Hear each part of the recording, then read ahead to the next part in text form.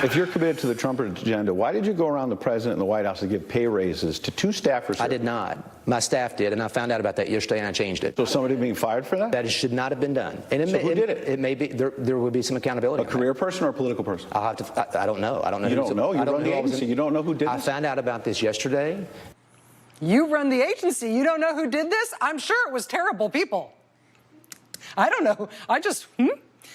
There has been this onslaught of reporting for the past week about the head of the EPA, Scott Pruitt, including reporting that he used a provision in the Safe Drinking Water Act to give really big raises, like $30,000, $40,000, $50,000 raises, to 2 staffers who he brought to D.C. with him from Oklahoma. Now the Washington Post reports that that law was originally designed to allow the EPA to quickly hire senior management and scientific personnel during times of critical need. Pruitt instead appears to have used his hiring power differently, not only relying on that provision to give people raises, also relying on it to bring former lobbyists and schedulers and spokesmen into the organization. So Scott Pruitt has been using this law, which is meant to help the EPA hire scientists in times of crisis related to drinking water, and instead he's using it to give raises to his Oklahoma peeps and also to staff up his own office with lobbyists and schedulers and flex. Which is fine, because, I mean, it's not like there's any critical needs related to safe drinking water anywhere in the country now, right?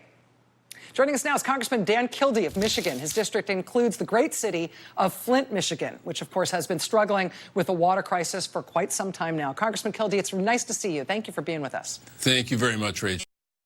I wanted to talk to you because you put out a fairly outraged statement criticizing the EPA's use of the drinking water protection laws in order to do this at the EPA. Let me ask, what's your main criticism of Scott Pruitt here? How do you feel about this scandal?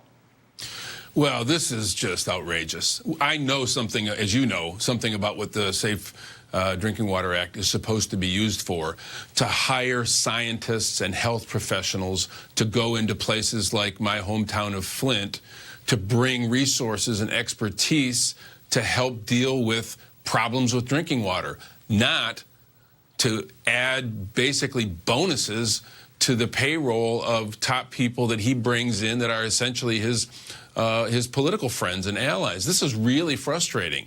You know, I have a lot of difficulties with what Mr. Pruitt has done. You know, his ethical lapses notwithstanding, the fact that his priorities for the EPA are to roll back protections for people like the people in my hometown of Flint, to actually increase the likelihood that there will be more drinking water problems in this country, and in the meantime, take money that could be used for those purposes and give $25,000 and $30,000 pay raises over the policy objections of the White House. I mean, if you can breach the ethical standards of the Trump White House, you have set a new record for breaching ethical standards, and he ought to go. Is there anything that Congress can do? It's been remarkable to see this rising tide, forgive me, of bad press and ethical revelations about Scott Pruitt, while the White House, at least thus far, seems to be standing by him. We've seen other cabinet officials pushed out for less. Scott Pruitt is still there. Do you think that there's any appetite in Congress for taking this on or trying to at least make him answer questions about this stuff? I think that's a really legitimate question, and I think the way I look at it is this is a really tangible evidence of the extent to which this White House, and for that matter, almost all the Republicans in Congress, are willing to overlook unethical behavior in order to accommodate the anti-environmental, pro-polluter policies of Scott Pruitt. The reason they overlook his ethical lapses is because they like what he's doing. He's putting profits ahead of that public health, and it's that same philosophy that led to the Flint water crisis and water problems all over the country. I've got a community in the northern part of my district, Oscoda, Michigan, that has contaminated water. They can't drink their water. One of the residents just yesterday asked me, where is the EPA? And the answer is, this is where the EPA sits right now. It's pathetic. Congressman Dan Kildee of Michigan, really appreciate your time tonight, sir. Thank you. Appreciate you being here. Thank you, Ray.